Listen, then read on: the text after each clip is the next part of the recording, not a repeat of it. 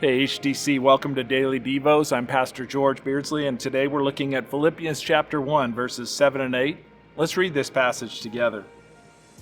It is right for me to feel this way about all of you, since I have you in my heart. And whether I'm in chains or defending and confirming the gospel, all of you share in God's grace with me. God can testify how I long for all of you with the affection of Christ Jesus. As we've seen previously in this letter, Paul has already expressed his gratitude for the Philippian church, and he even talks about how he remembers them with joy. But Paul says it is right for him to feel this way about them. That Greek word for right is dikaios, and in a very wide sense, it can mean righteousness or being virtuous. But in a narrow sense, it actually can mean what is due or what is owed.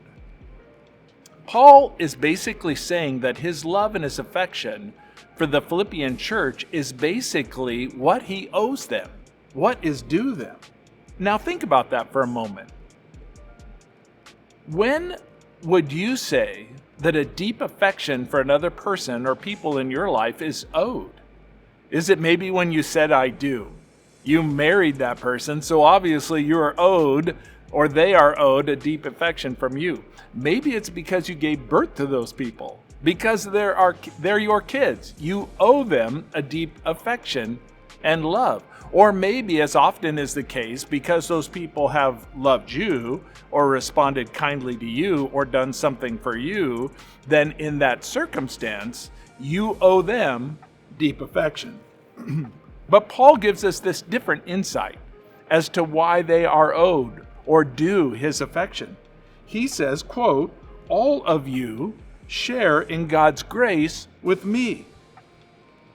Paul says regardless of the circumstances, whether he's in prison for the gospel or whether he's out defending or proclaiming the gospel, he recognizes that he is due, he is obligated to share love and affection for those people who share in God's grace. It's amazing to me. I don't know what circumstances you find yourself in today, but I want you to remember that you and I have this continuing obligation because we both share in God's grace.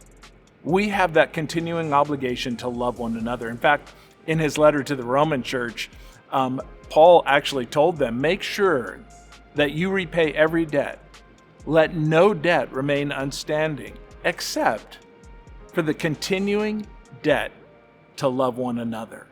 What an amazing reality. And my encouragement to you today, even as you read this passage, is for you to remember that of all people on this planet, we have an obligation. We are commanded or compelled to love each other, especially those of us that share in God's grace.